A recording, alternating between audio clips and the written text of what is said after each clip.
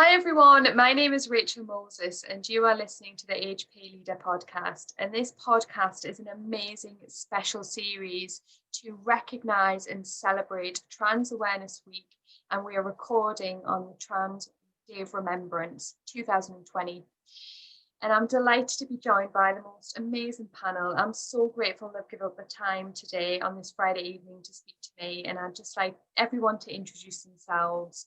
Now, Tara, you're first on my screen, so if you wouldn't mind going first. Hi everybody, I'm Tara Hewitt. I'm the Group Equality and Inclusion Programme Manager at an organisation called the Northern Care Alliance as my day job, and I'm the founder of the National Trans NHS Staff Network. Yes, please follow their Twitter handle, amazing. CK, coming down to you.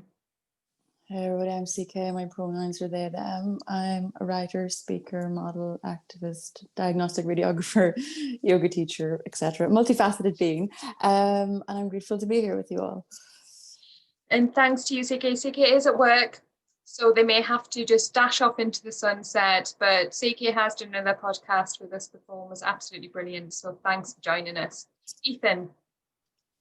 Hi everyone, my name's Ethan Wilson. I use he, him pronouns. I'm a first year medical student at the University of Glasgow and quite involved in making my own content about trans awareness and sharing my journey on YouTube and social media.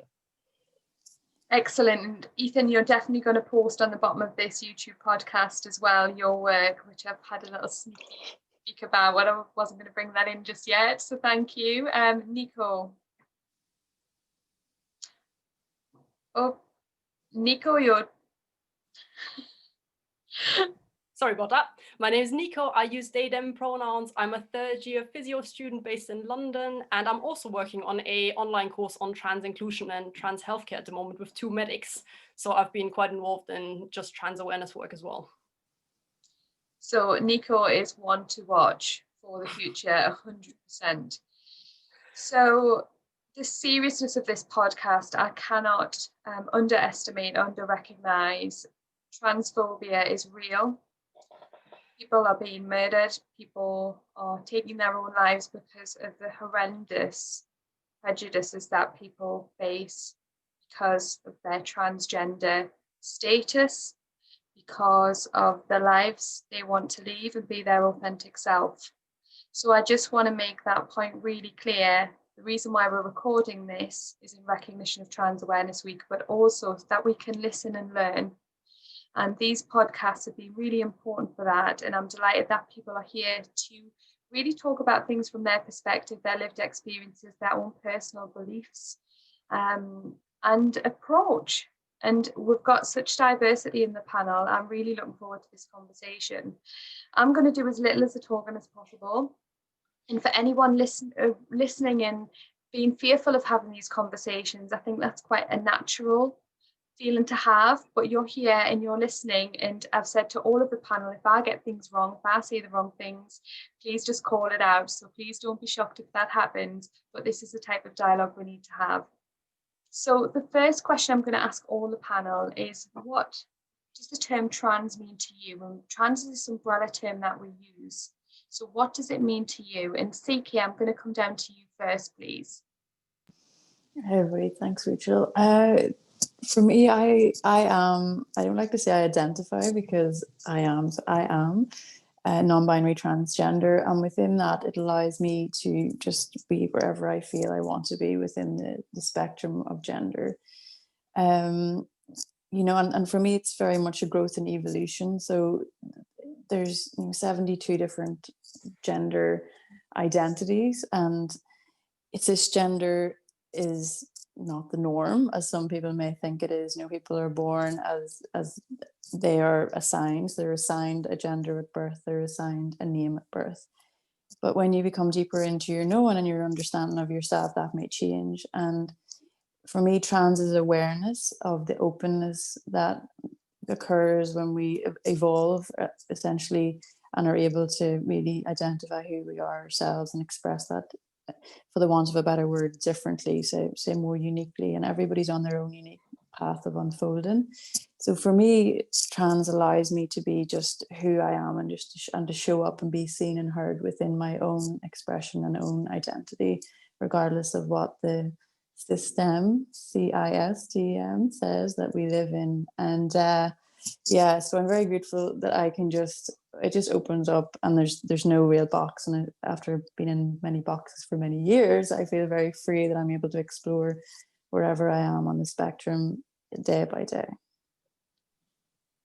And for anybody that knows you, I think you should be incredibly proud of that, because you alone, people like you sharing your story, is really powerful. So thank you, CK, for kicking us off with that.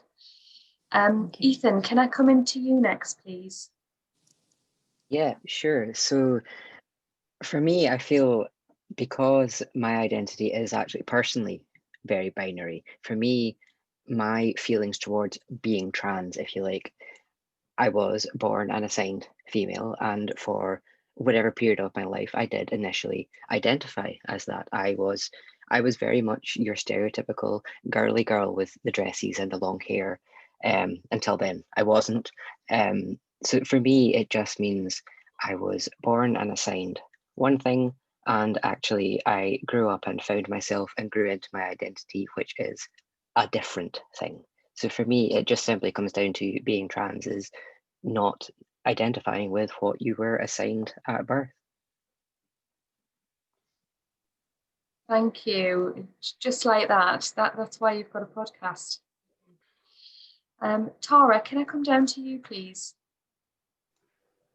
I always love hearing the different ways that as a community we express our identities and our sense of self. And to start by saying that often people look to give labels for things, and in my job I often get people ringing me saying, could you give me a description of non-binary that everybody's going to agree with, that defines what it actually is? And you sort of sit back and go, that I'm going to have a long conversation now to be able to work through this. So it's a real joy to continuously hear people express themselves in terms of what words and language means to them. But for me, being trans is, to echo some of what we've heard already, though, is I agree, it's me being me. It is me just living my life openly as myself. And often I'm probably reflective of what it's not. For me, I think is important when we look at what it is.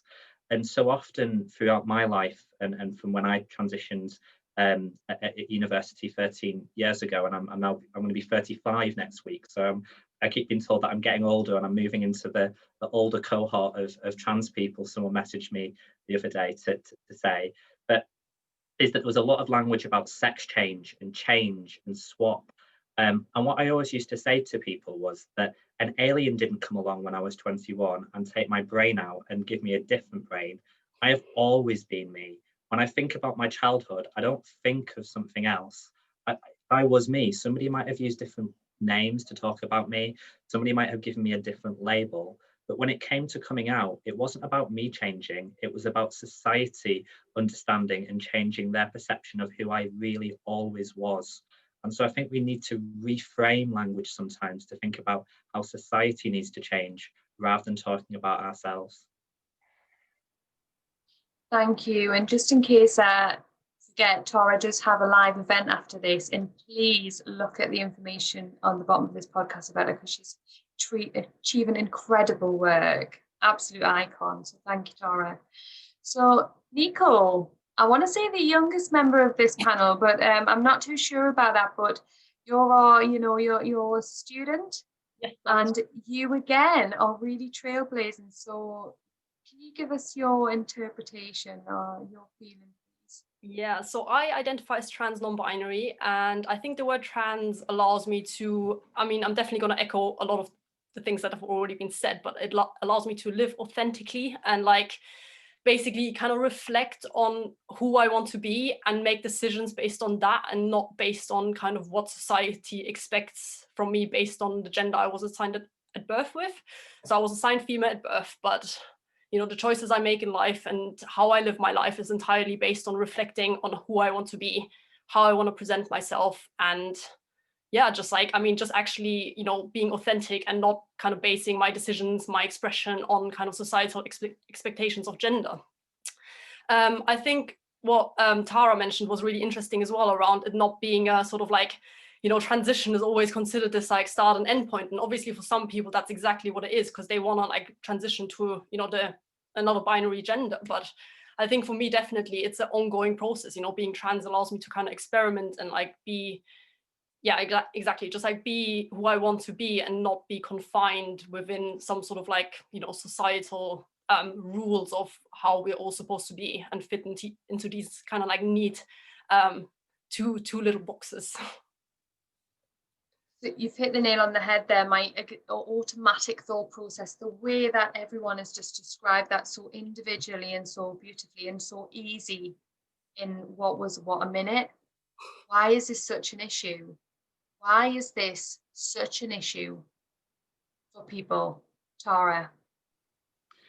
Maybe actually framing up why it's such an issue is because of how ingrained those stereotypes are across everybody's lives, whether you're trans or otherwise. One of the things I interestingly do when I deliver training is I refuse to deliver training about trans people, because if we're going to look at equality, we have to look at everybody's gender and how we interact with gender to start point, because we're taught from a very early age that gender's this really simple binary concept that you don't really need to think about, and you'll just be told how you're going to fit into day-to-day life. So when I work with people, I have to first break down that concept and get a room of predominantly usually cisgendered people to see how it doesn't even work for them, and they may identify it as cisgender.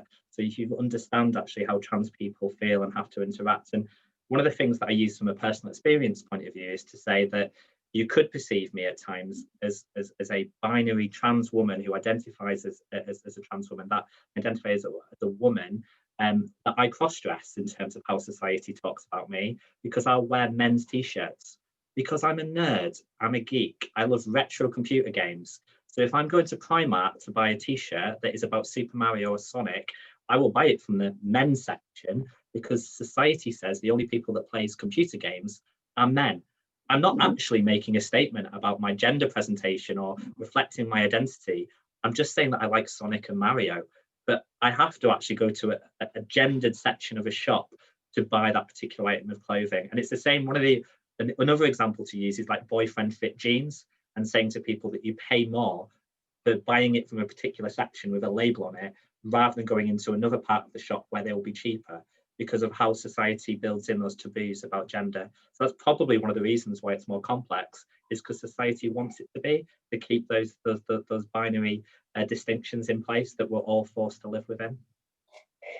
Yes, CK coming down. Yeah, I completely agree with what Tara's saying there. And I think, cultural, societal and generational condition all contribute to it as well. And I have a lot of links with New York, and I'm back and forward from there. And, there's calls there for them to degender fashion, scent, jewelry, and makeup, because all of it is, which is happening slowly. It's happening quicker over there than it is here. But those kind of binary constructs, then gender is a construct, and it just puts people in boxes then. And really, if you take away the label or identity consciousness of something like makeup, anybody can wear makeup, but it's been given this femininity to it, just like as Tara was saying there about clothing. Or it's the same for scent. Some people might like sweeter smells, some people like more musky smells. It doesn't. That's just been given, a more masculine label and a feminine label. For me, I feel that labels are for other people's comfort, not for my own. And I sometimes feel that when people meet me, if they can put me into a box, that's for their own comfort, not for my comfort. So I think the more you kick back against the labels, but in an essence of having to explain at times, but it's if people can really understand that if their intention of wanting to learn and a willingness to learn and understand is from a place of heart, then people will want to explain and be happily open to explaining. But if it's coming from a point of maybe curiosity or exploitation or tokenism, that's a bit different, But yeah, I think it definitely comes down to conditioning for many, many years. But I'm grateful that things are starting to change a little bit, especially within non-binary, which has been around since 2014. So it's taken a bit of time for that for people to really understand, in a sense, of what that means. But it's a label for not having a label for me. That's how I feel about it. But yeah, thank you, Tara, for your share.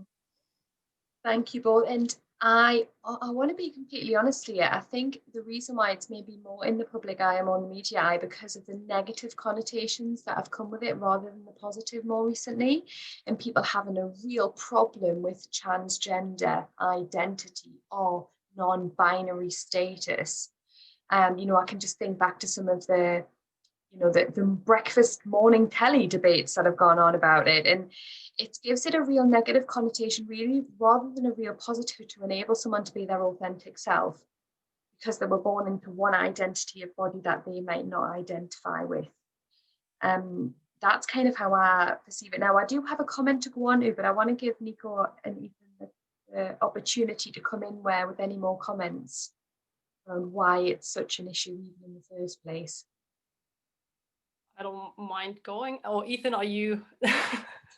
I think also like the kind of systematic erasure of our stories. Like I think I've been reading up quite a lot around trans pregnancy and trans masculine, trans men and non-binary people giving birth and their experience with like maternity services and things like that. And a point that came out there was that, like, you know, it's always, you know, every couple of years you get a headline in the papers, oh, trans, you know, man giving birth, and like it's a real like sensationalist thing. But like, you know, it's the reality of it is that like men have been giving birth for a long time, actually. You know, if you actually look back into, you know, people, you know, because trans people have existed for a long time, there's always been, you know, non-binary people, people who didn't identify as a woman who got pregnant and carried a pregnancy, basically. So I think, I mean, that's just one particular topic, but I think it's over the whole spectrum of the trans identities and stories. There's always this like sensationalist new connotation to it, that it's like, you know, this like weird new thing that the kids are doing now, and it's like not true, because I mean, we've been around for like since the beginning of time, basically. And I think that's also where that kind of like, that it's such an issue stems from, because people never really feel comfortable with our existence because it constantly gets undermined and invalidated, and that it's a new thing and it's a you know, like a weird thing or like whatever. And like we need to really break that down and say, no, we've always existed and we're always going to exist, and kind of media and everything needs to reflect that as well. Yeah, absolutely. Absolutely. And I think that from looking in, that is my, like, I suppose how I perceive it as well. I would agree. Ethan?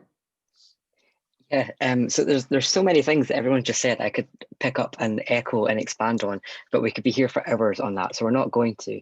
But you know, it's little things like all the talk about clothes. In fact, you buy clothes for a newborn infant, and based on the genitals that you pop a baby out with, you have a girl, so you buy pink things. You have a boy, you buy blue things. And that infant literally does not know any different. They just need to be warm and loved. So like, I personally, if I've been buying things for my friends, I will buy white things or yellow things because I like yellow and it's a nice, bright, happy color.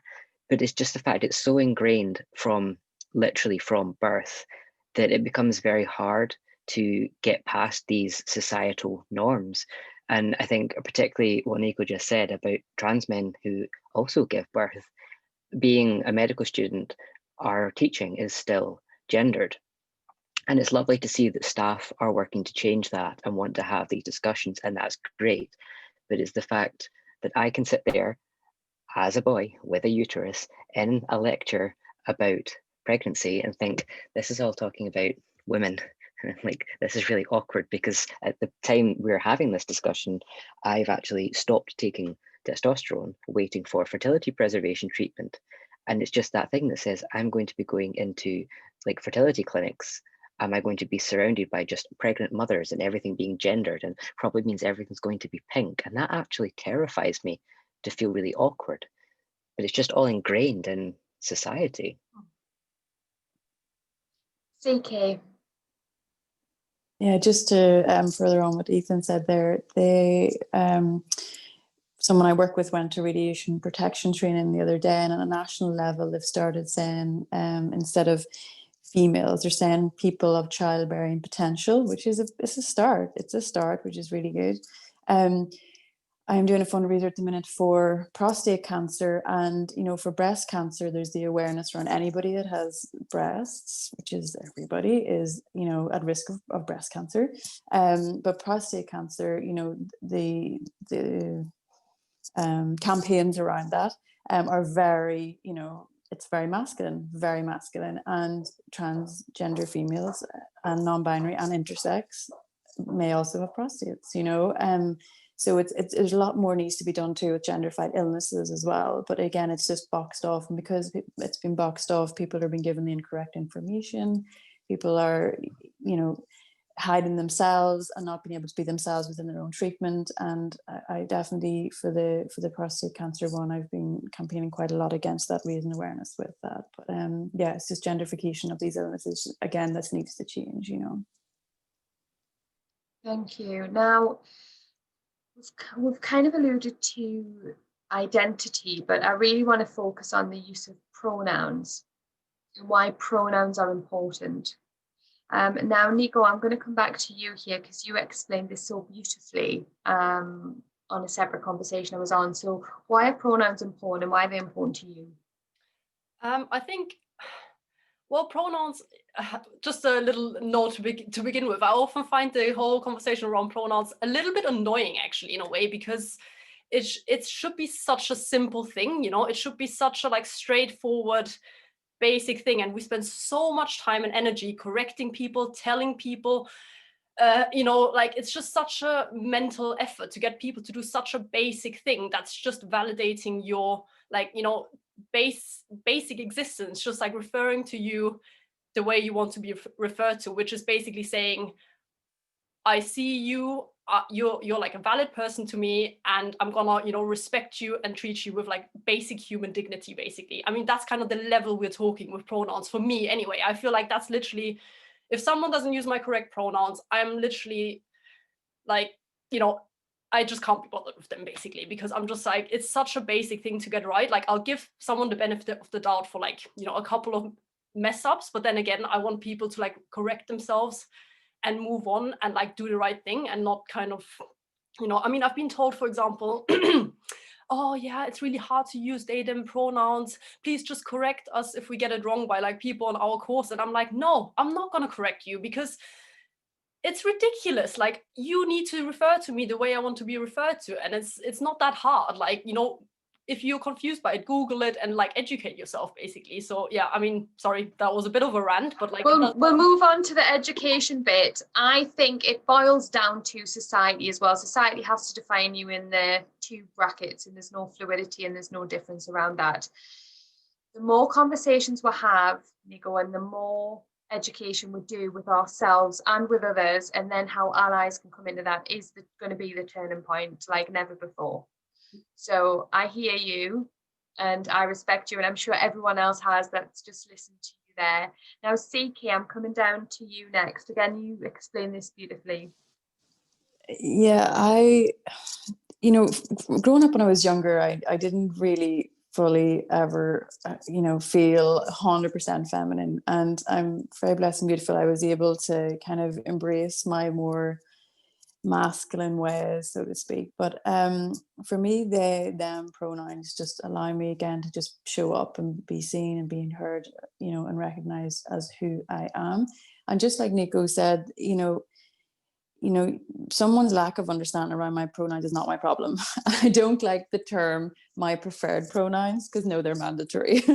At the beginning, I was like, these are my preferred pronouns. And as time went on, just like Niko's passion around it, it's like, no, my pronouns are they and them. And to get misgendered within that, I think people do fob it off a little bit in that, oh, it's just, yeah, I haven't got time for this. But again, it is a hard wire, and it is, it requires a little bit of present consciousness in your thought and your speech, before you just allow yourself to maybe perceive someone to be as female or male, or to have the perceived pronouns that you think that they should have, and it's an understanding of whoever you're talking to. So they, them pronouns, it's, again, if you just think of the gender spectrum as a spectrum and be able to embrace wherever on the spectrum we are, people should hopefully recognize that there's a this plural, so you can just be wherever you are on that spectrum. So yeah. So one of the constant, I suppose, the questions I was asked in relation to this podcast is, how do you even know how someone likes to be, you know, identified as? Or, and it's like Niko said, it's how people say that. So I've deliberately used those words. And from your perception, Niko, you've just said you tell someone, you volunteer that information. Now it's their responsibility to get that right and understand that. It's not then your responsibility. What would you come in for people who say that? How do I even know what is correct? What is the... I ask, like, make it the norm to ask. Like, it's the, you know, the new badges that have just come out with the hello, my name is, my pronouns are. When you're in a I mean, not just in clinical environments, but also just with people who you meet. I mean, just introduce yourself with your pronouns. Like, why not? Like, we can just make it a normal thing, or wear a little badge or something like that.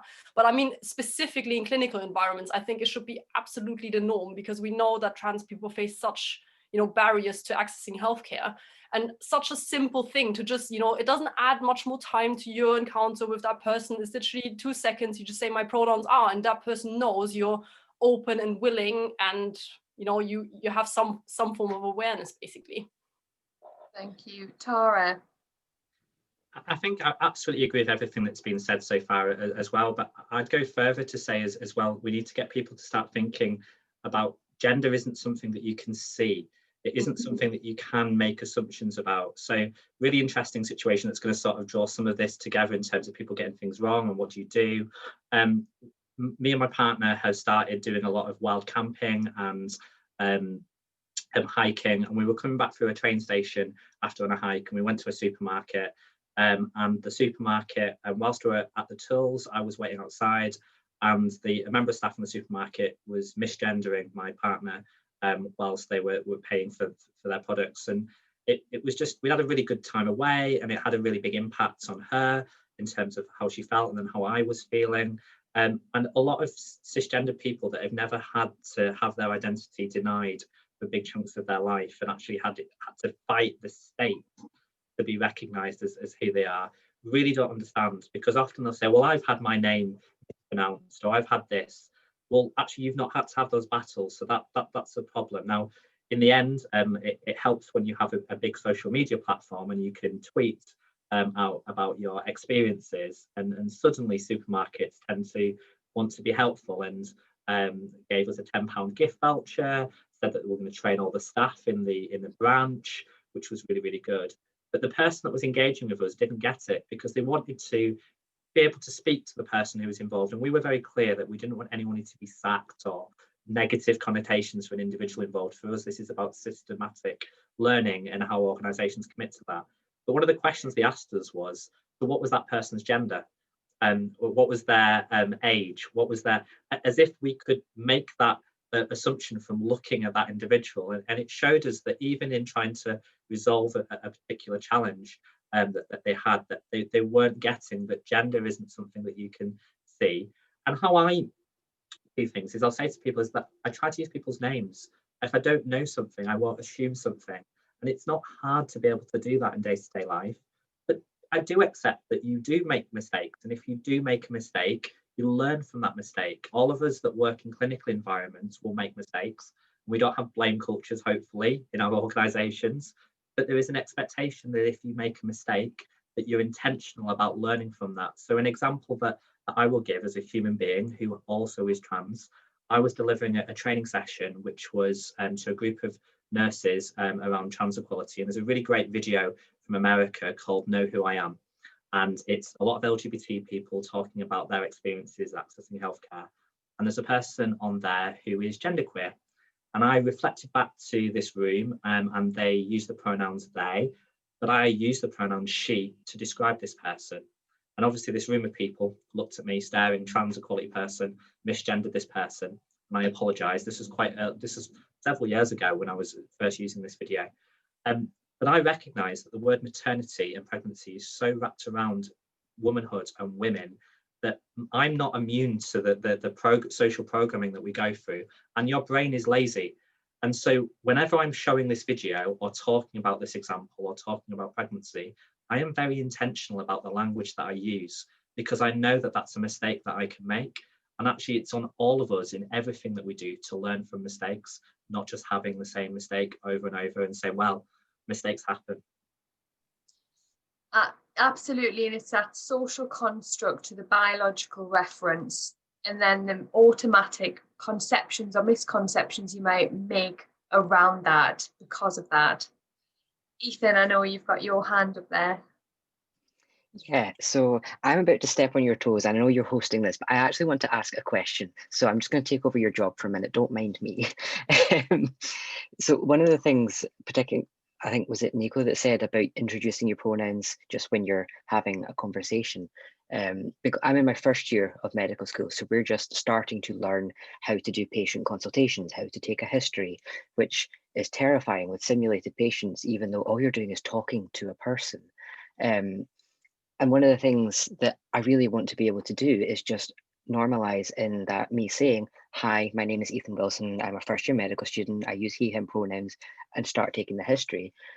But I'm conscious that everyone else in my group is cisgender, and I don't want it to be really awkward. So actually, since we have such a wholesome group here, who are all way more grown up in the world of knowing what to do with life than me, clearly, has anyone got any tips of how to actually have that conversation to make it more normal without feeling awkward? I just think you've done it, but Tara, coming down to you. Often one of the challenges being trans, I feel, and having been an activist for many, many years, from being the first trans person to come out of my university and being only like the second trans committee member at NUS and all sorts of random stuff, is that we can't do everything ourselves.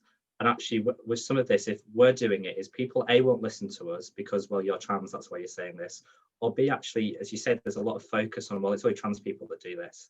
And so one of the things that I'm working nationally on is about how do we get leaders to have the knowledge to know what they should be doing, and how do we put them into a place then where they're confident to talk to other people that aren't quite as knowledgeable to actually do something about it. So if it was me, I'm sure you've got some positive relationships and some colleagues that you've maybe built up. I would often call them my fluffy managers in organizations that I've worked with, because you deliver way more change through people you build relationships with in the NHS than the hierarchy or the governance you're meant to use.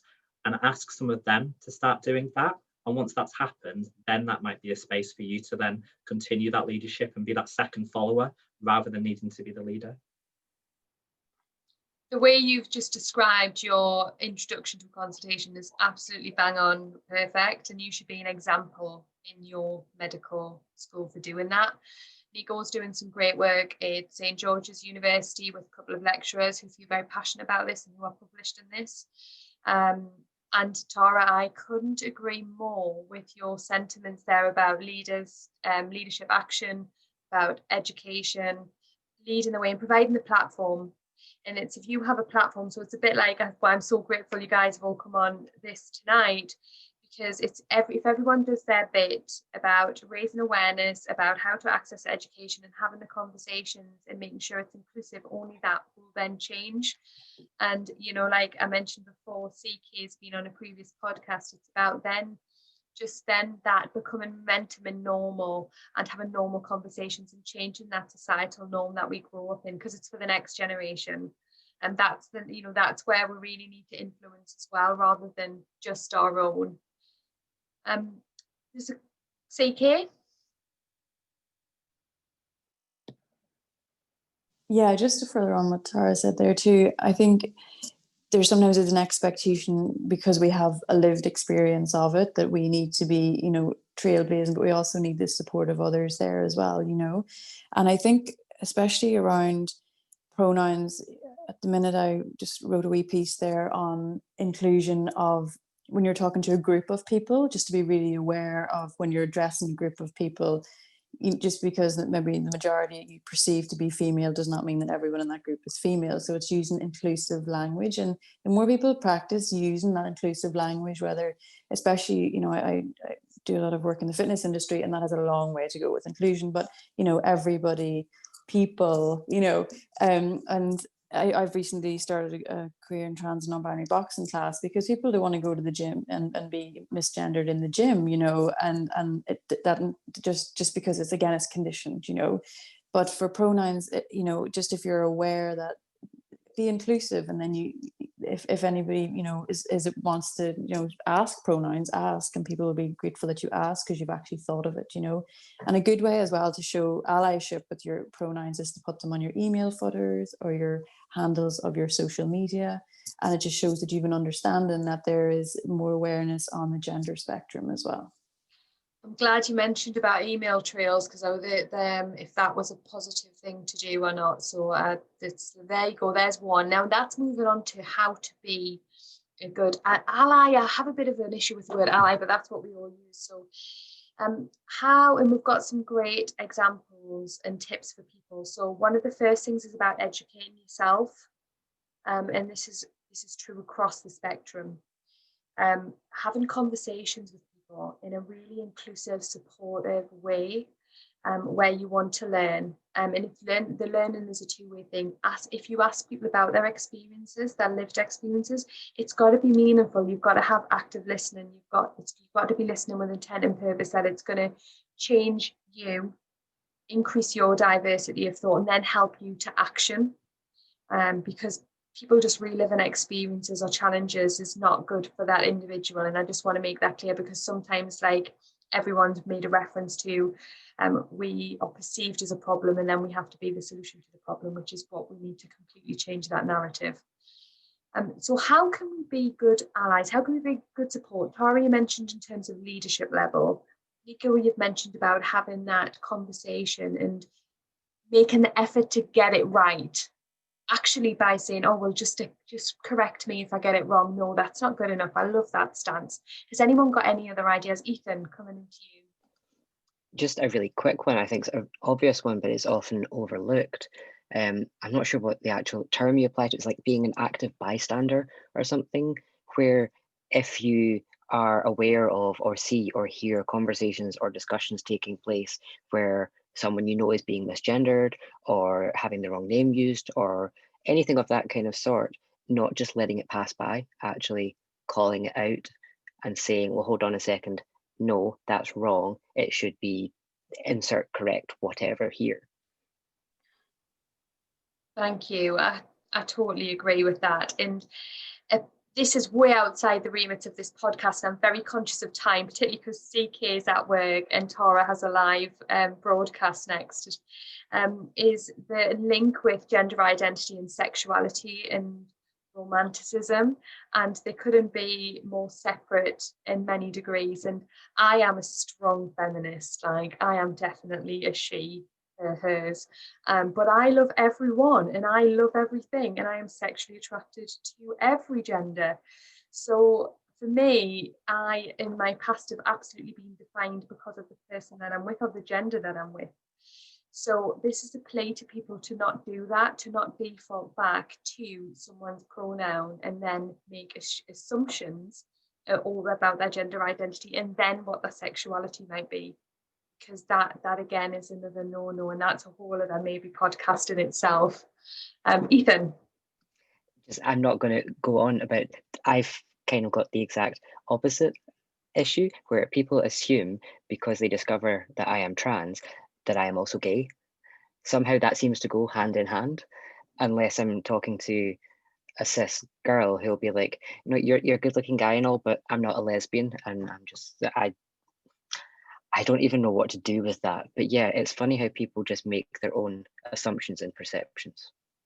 Again, it's a societal norm, isn't it? And Tara. I loved your description of loving everything and everyone in some way. I'd say that sort of reflects my sexuality and sexual orientation. But what's interesting as a trans person, particularly again in the work world that I end up finding myself in, is again, because there's very few trans people who are senior in health service events. I often get in rooms with CEOs and directors who are lesbian or gay, very few who are bisexual, and I'm there because I'm trans. And in those spaces, often people forget about my sexual orientation, and these are some really fantastic allies. But in even other spaces that aren't senior, people forget trans people's sexual orientation. Everybody ignores the fact that I'm pansexual or bisexual, whichever label I'm choosing to use on a different day, depending on my audience that I'm talking to. But that's sort of ignored, and my lens can only be to talk about trans issues, because that's all people want to actually view me as there to do. Or the other way, in terms of things being completely blurred, and we just use the label LGBT. And whilst we are absolutely a community of LGBTQ plus and more, in terms of how we campaign and how we fight against the oppression and actually the norms that society has imposed or labelled as norms that aren't really norms. When it comes to work, sometimes we need to have spaces to talk about the reality for different identities and different lived experiences. So we need dedicated spaces that are for trans and non-binary people, but often they're just LGBT spaces. We need training that isn't LGBT training. What is LGBT training? I'm yet to really understand what we're training people about an acronym. Is it just what the letters mean? Actually, when I go and work with people, it's not just trans training. I'm working with pathology and understanding the real issues in talking about what reference ranges do you use for different people, depending on what their body type is, depending on their life story and journey, and how society is labeling them on their particular records. But I think it's really interesting how we use that language and labels. Just really quickly as well, in terms of the allyship, there's three things to think about. When are you behind somebody? So when are you uplifting somebody in terms of sharing that someone is amazing, sharing that they deserve an award, or sharing that somebody should be heard? Because trans people don't get heard. So we need people behind us.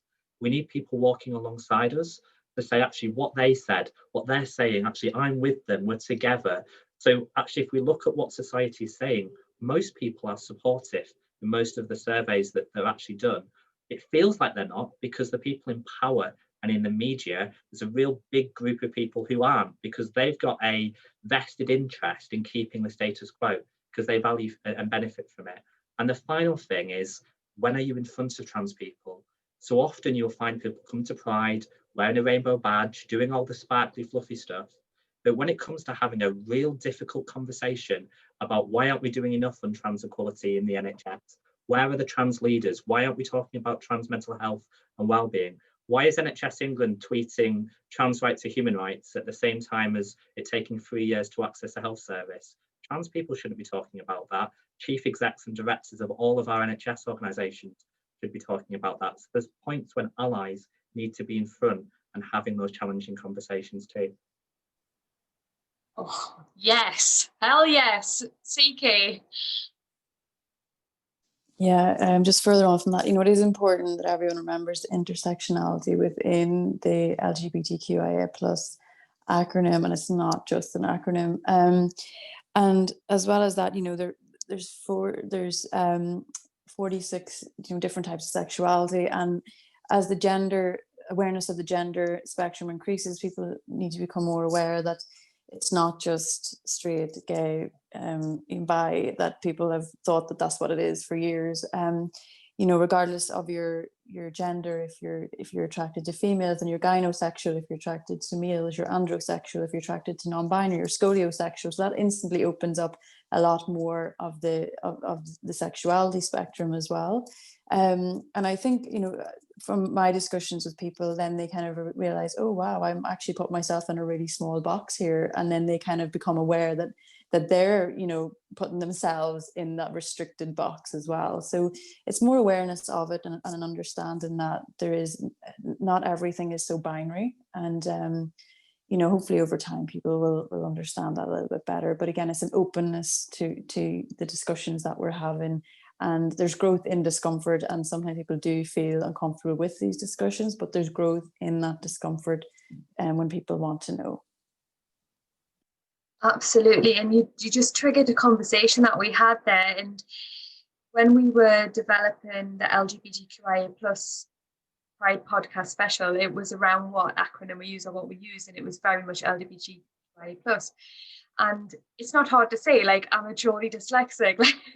when you practice it in your head, but it's when people say LGBTQ, oh, and the rest, or LGBT, or you know what I mean, and there's just stop, and it's like, no, don't do that. It's really important to get it right, because what it means is those people don't matter. they're not included. We'll have an acronym that's, yes, an umbrella term, which is very much an umbrella term, but there's no better way to have a community. So that, you know, so another note for people: don't ever do that. Learn it. That is the term. Full stop. Does anyone want to come in at that point? Yeah, I was going to raise a couple more things that just kind of came up for me when other people were speaking around gender and sexuality as well. I think, Ethan, you made a really great point around, you know, if you meet a cis girl and then she's like, oh, I'm not a lesbian. I think that also boils down to like the kind of narrow boxes that the way that actually cis people define their sexuality, because basically what they're saying, I mean, sorry if I'm being a bit blunt here, but like they're saying you don't have the junk that I'm looking for.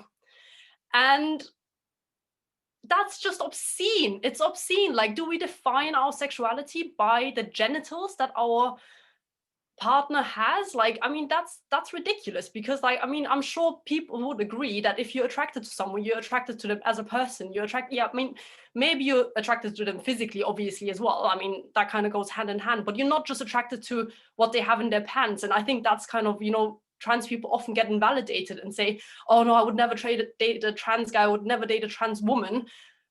And it's literally based on the fact that, you know, and anatomically speaking, they might not have what that person would expect from a man or a woman. And I mean, that's just, I mean, yeah, it's just obscene, I think. The second point I wanted to make around allies is also just, yeah, educating yourself, but just also not just, you know, I think education often has that connotation like, oh, I have to like learn about trans people, but actually, you know, engaging with trans stories, because we are such an amazing community. Like there's so much wisdom and so much, you know, creativity and like, you know, amazing stuff out there, like art created by trans people, books written by trans people, and all of that. So it's not all about like, oh, I have to like learn about, you know, trans people now, because I think that kind of can make it seem a bit dull. Sorry, but I think, you know, if people actually, you know, read a book that was written by a trans person, watch a documentary, well, I guess that's education again, but you know, you get the gist. It's kind of like, it's such an amazing community, and I think cis people can learn so much from us. So just engaging with that sort of creativity, art, all of that is really, really important as well. Yeah, and so your explanation there is really important, because you are so like emotionally intelligent. You have clearly understood and researched because of your authentic self. And what you have to, which I know you remember, but what I'm very mindful of is that society doesn't need to do that because of the societal norm. They don't need to branch out. Even if you look at these young girls from the age of 5, 6, pamper parties, painting nails, like eating the pink stuff, society is now getting children at a much younger age than they've ever done before. In our parents' eras, that was never done, but we're stereotyping children now, whereas we used to wait until they were adults before. You know, I was never allowed to wear lipstick till I was 18, you know, but now the 5-year-olds. So the social construct has to change, doesn't it, to allow this? And this is where it needs to be at institutional level and beyond, because we're almost trying to do one thing, but society's completely reinforcing something else. And Tara? The stories are so important, particularly because I'm assuming many of us work for the NHS or healthcare providers, and we're so driven by PowerPoint training and this idea that you learn about a community by reading some slides, or we train people by reading slides. And learning comes through knowing people and having experiences from people. That's where real learning comes through. And actually, the reality is for most of the people out there is that they do not know the reality of what it means to be trans and non-binary in the UK. They do not know that you are 5 times more likely to be murdered if you live in the UK and are trans. They do not know that actually trans people are framed as potentially dangerous or violent by the media, that we are 7 times less likely to be in prison than cisgender people for a crime.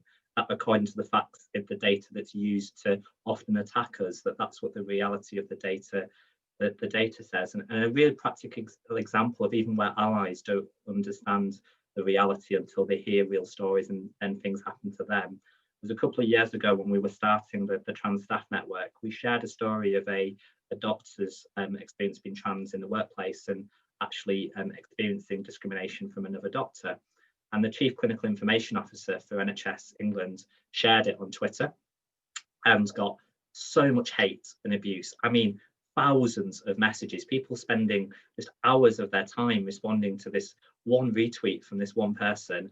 And then in my local region, a senior leader like jumped in to reply saying, don't leave this person alone, they're just sharing a story, how dare you be so cruel. And they got hundreds of hateful messages directed at them. And they came over to speak to me at an event when we were able to be in person before the days of us all working on Zoom and being at home. And they said to me, I've heard you, and I know that there's inequalities. I work in and around inequalities from a HR perspective, but I didn't know how bad it was.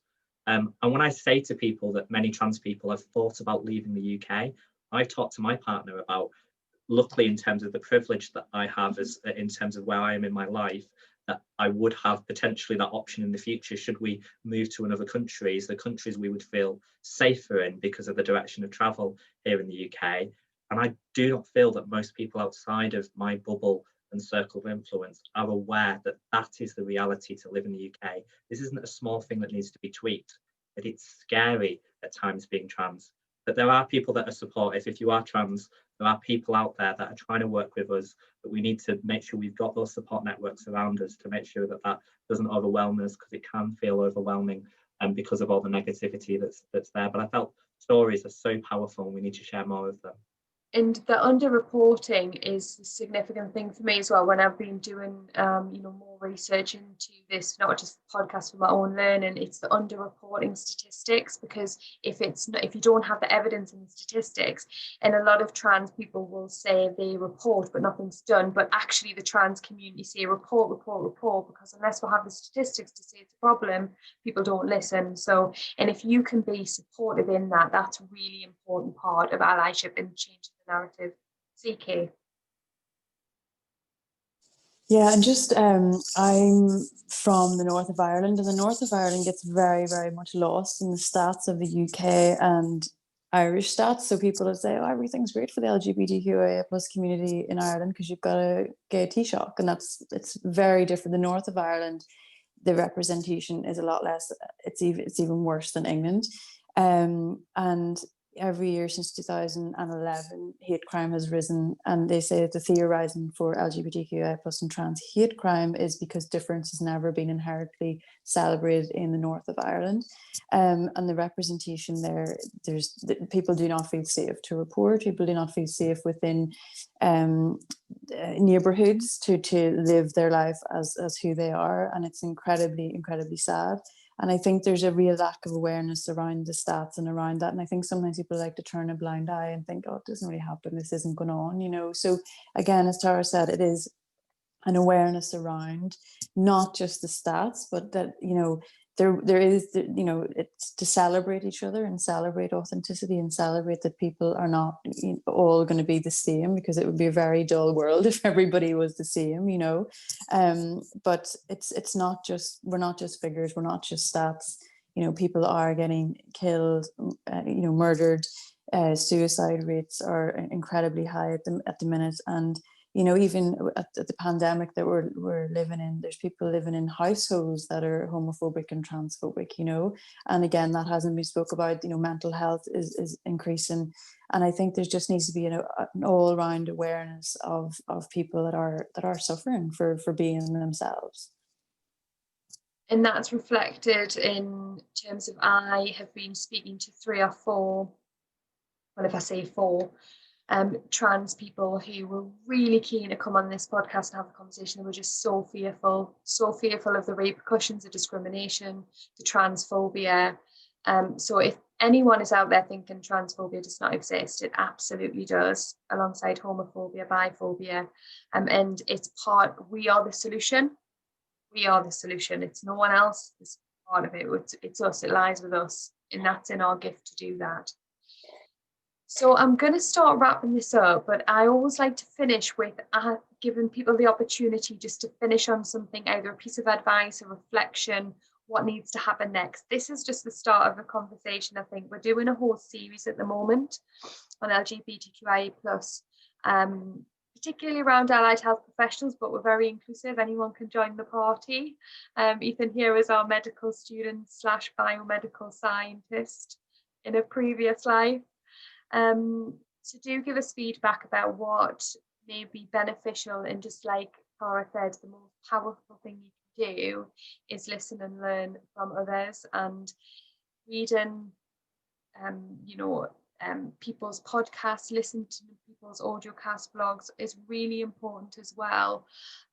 But it's how you adapt that and how you use that and how you challenge your own thoughts and your own biases and your own prejudices, because we all have them, and acknowledging that isn't necessarily a bad thing, because a lot of it is how society frames us to think, act, believe, think what is right or wrong, and reinforces in us. So that critical level of thinking, that active listening, and that want to understand is really, really important. And it's not them and us, it's about us together, it's about a collective.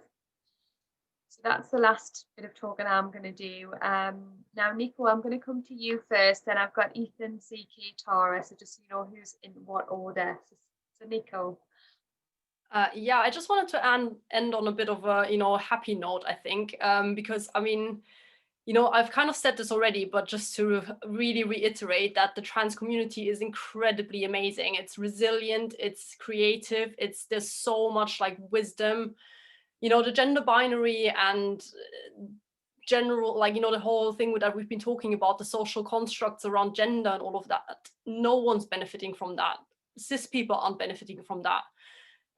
Because it is constraining, like it isn't, gender roles and all of that is kind of, we need to break that down. And I think trans people have so much wisdom in like actually going against the system, again, CIS, TEM. Just in terms of, like, I think listen to trans people and kind of celebrate them and follow some, even if you just start following a couple of people on social media and that sort of thing, because I don't want to kind of paint a picture of doom and gloom, like trans people have it so hard and like, we're like, suffering so much, because I mean, as much as it is absolutely important to raise those issues, I think we do need to highlight that we are such a resilient and amazing community, and people need to just recognize that. And if we want an example of that, the Victoria's Secret story is classic, and how the trans community reacted to the marketing manager of Victoria's Secret at the time, who basically said they don't want trans models, they don't want plus size models. And just how they responded as a community was just incredible. And it was like, well, we need lingerie, so who's going to give it us? Because it's definitely not you. We're not shopping with you. So Ethan, coming to you next. Yeah, I also want to just end feeling positive and hopeful, I guess, reflecting on the future generations of healthcare professionals. So I think the fact that I'm even seeing at medical school, the staff want to make change to the curricula. They asked the medical students, LGBTQIA+ society, to put together a lecture on gender, sex, and sexuality, which was delivered to one of the cohorts, and it was really well received. So I think the fact, even just seeing a bit of change happening in healthcare education and curricula should mean the next generations of healthcare professionals come into the workforce better prepared to support the trans patients that they are going to inevitably see. Should mean healthcare for trans patients is going to be better as a whole, not just trans-specific healthcare, but just trans people accessing healthcare, hopefully, will all improve and get better. Absolutely. Thank you, Ethan. CK. Yeah, just to echo what's been said, it's also just important to have a level of acceptance. You don't have to fully understand, sexuality and gender, and not make mistakes or not have to find a comfort zone with it. And it's just a level of acceptance is a start, and then the understanding will follow with that. And as well, I think companies and organizations just need to be aware of the exploitation or tokenism too, in that, we are allies and we represent and we value our employees and value our customers or patients, etc., because there needs to be that openness from the moment someone walks into the door for patient care, and also for the staff as well to feel safe, seen and heard. So safe, seen and heard are the three things I want to say. that please just be aware of it. It's really important to see people, to hear people, and just make sure that people do feel safe within the environment they're in, whether that be in working or patient or in social settings. Thank you. God, it's so touching, that, CK. Thank you so much. And Tara? There's so much positivity there, and hearing the messages that has just gone before me. So absolutely, let's do everything that you've heard so far. I'd just emphasize that focus on well-being is that actually please reach out to trans people and trans and non-binary people. Make sure that they know that you're there, that we're together. As I've said already, there is more people in the UK that are supportive of trans equality than not. You might not see that in hearing, sadly, the current government or what you see in the media, but actually it's important that trans people see that. Because of what we're seeing in the media, it can feel very isolating and lonely. So if you are an ally, and actually if you're listening and engaging with this podcast, it would suggest that you are, please take a moment to reach out to trans people, but also to understand the intersections of our community. That I'm white and middle class, and I'm feeling like I'm struggling with the way that society is impacting on me, but actually other people are experiencing the increases in racism, Islamophobia, anti-Semitism in our society as well. So make a conscious effort to reach out. Secondly is to be consciously inclusive in what you do. It isn't enough to wait to act until you're asked. Actually, it's important that you look for opportunities for you to be inclusive in your work, in your sphere of influence, in terms of your learning and what you're doing out there. So you need to seek out opportunities to make change. And on that positive note, we are seeing change. We saw some challenges in the absence of trans people from the National NHS People Plan this year. But because people spoke up, because people challenged our national teams, actually there was a really positive response from the National Chief People Officer at NHS England and the National People Team at NHS England. For the first time, they've held round tables with trans and non-binary staff to say, we want to hear your voices. Now, that isn't enough. There needs to be actions. It's not just enough to hear people. But that's a positive step, and that shows that people are taking those steps forwards, and we just need more of the same if we're going to end up with a better, more inclusive world. Thank you so much. I really don't have anything more to say, so I'm going to say thank you so much. I really appreciate your time. We're going to do lots of signposting at the bottom of the podcast and also on social media. And just thanks everyone. Take care.